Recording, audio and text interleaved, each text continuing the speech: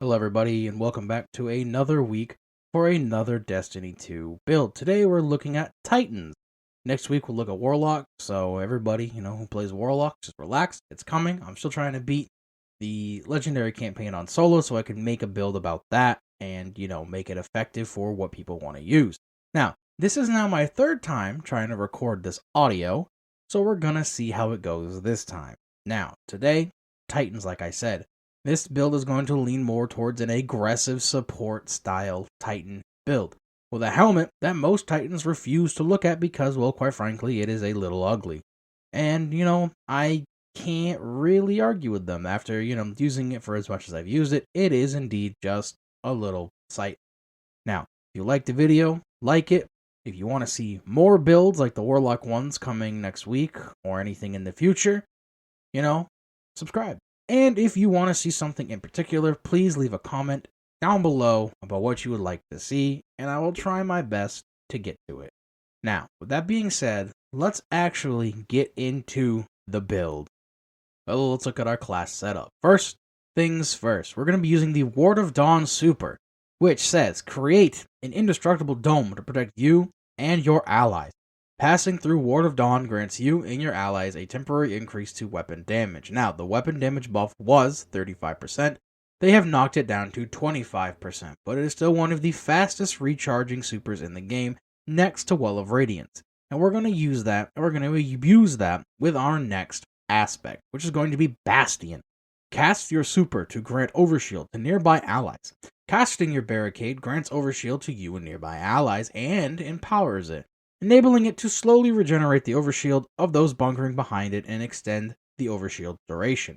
Now, this is going to be used just for general extra overshields anytime you have a barricade down, which you're going to have a lot if you have a high resilience, and anytime you pop your super and, when you don't pop them on your allies, it will give them an overshield as well.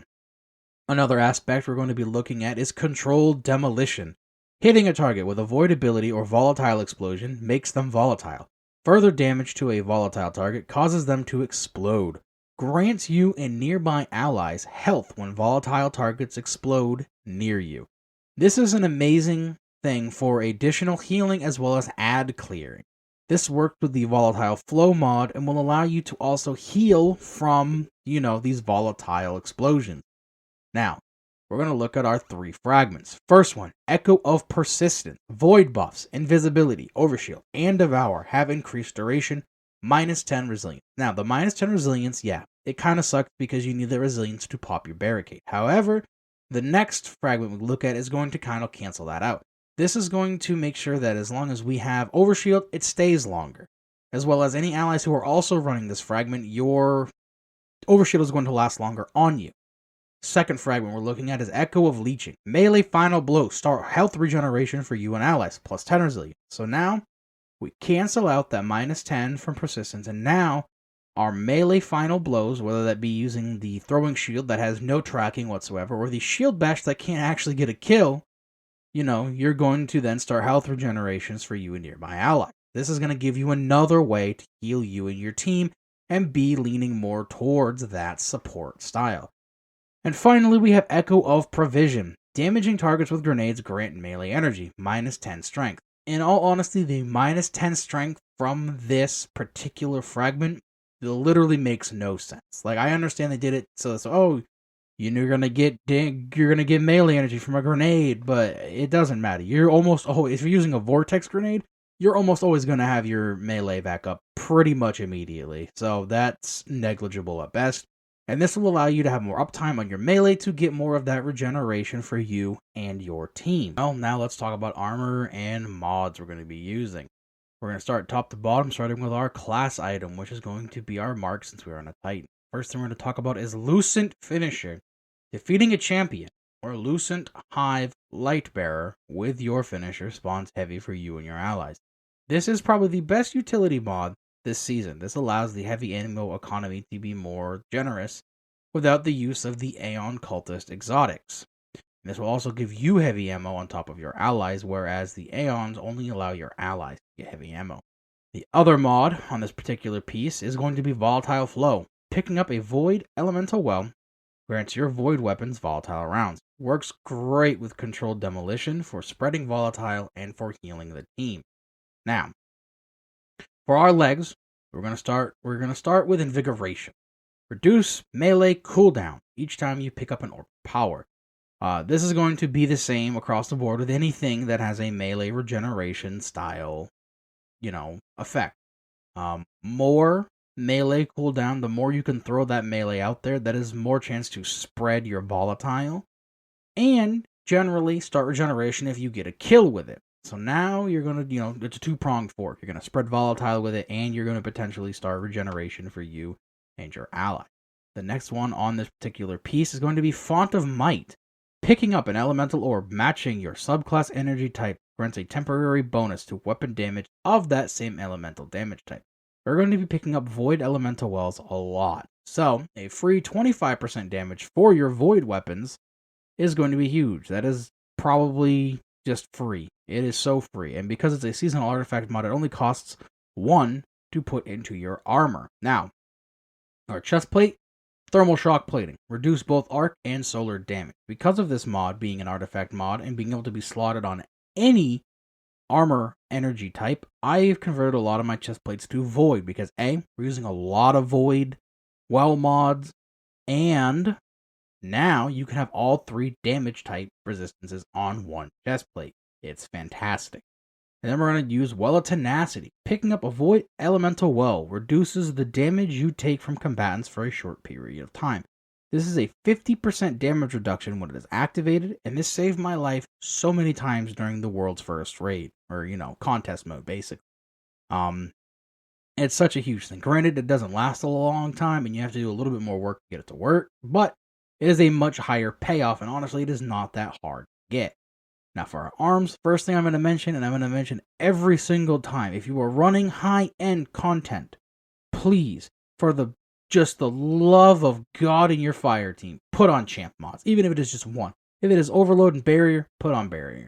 If it's barrier and unstop, put on unstop. Just make sure you have one of them, and it's going to make life so much easier for your team. There are so many times that I've ran into the battlegrounds already this season, and I'm the only one with one champ mod at least.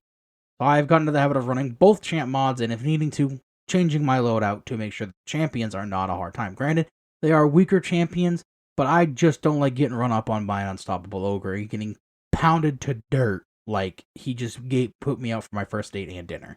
It's not fun. But if you're not running those high-end style content mod, you can run melee kickstart. When your melee is fully expended, you gain melee energy. Same idea behind invigoration. More melee equals more spreading volatile equals more healing. It all plays into itself. And then elemental armaments. Combatant weapon final blows with a damage type matching your subclass element have an escalating chance to spawn an elemental well. We're going to be using this to help keep volatile rounds and Well of Tenacity up as much as possible. I still think this is a very inconsistent way to make them, but if you're using it as a backup or an extra, it is fine. This should not be your main way to make any type of elemental well. Now, let's talk about our helmet. The real thing that puts this together. We're going to be looking at the exotic helmet Precious Scars, which comes with the exotic perk Kintsugi. Final blows from weapons with a damage type matching your subclass energy creates a burst of healing around you. After reviving or being revived, you gain an aura that provides overshields to you and nearby allies. First things first, the healing on this thing is amazing. It's like Devour. You just get chunks of health back every time you get a kill. It doesn't start regenning, but it gives you just big chunks of health. I don't know the exact number in PvE. It might be the same as PvP, and that is 45 health per kill. Secondly, the Overshield aura is, when you use it, is signified. Everybody can see it, and it is very mobile and lasts longer than a normal reviving Overshield. It's really, really nice. Now, the first mod we're going to look on this helmet is Harmonic Siphon. Rapid weapon final blows with a damage type matching your subclass energy type create an orb of power. Orbs are great for any of your super. We're already running a really fast super, so being able to get it back faster with any orbs is great, and any utility mods you have, like for in our case, Invigoration, is also great. And then we're going to run Weeping Wellmaker. After activating your class ability, your next weapon final blow spawns a Void Elemental Well. I had a lot of reserves about this mod for a long time because I didn't want to run Void Elemental Wells. Now that running Void Elemental Wells is a kind of a thing we're doing this season, this thing is cracked. And I would run this on all 3 characters if I'm trying to get Void Wells.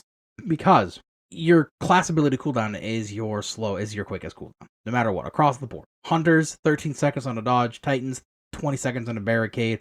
Warlocks, 23 seconds on a rift. So it means every 20 seconds, for an average, you can get your barricade back. Of course, you have to have a higher resilience. But even then, your elemental armaments is also going to be in there in between, maybe proccing. And, overall, you're going to have this up quite often. Now, some weapons you want to pair this with: Funnel Web, Reckless 2.0. Everybody wants it. I still looking for my god roll. The new bow, Under Your Skin, really good. Has some really cool perk options. I'm sure people have seen videos about that. Likely Suspect, a very, very good fusion rifle. And something that I'm going to try probably later today or later this week is a gun with osmosis. Because in my head, I picture it as you pop your barricade, you get a kill with that gun in your hands that has osmosis.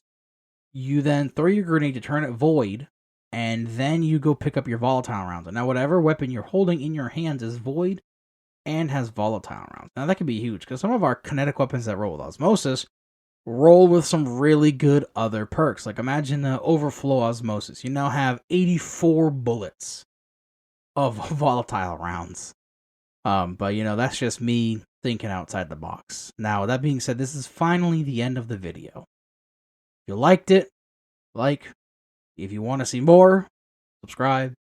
And if you want to see something in particular, please leave a comment down below, and I'll do my best to get to it. Next week, we're going to be looking at a Warlock build that will allow you to apply all 3 debuffs in one go.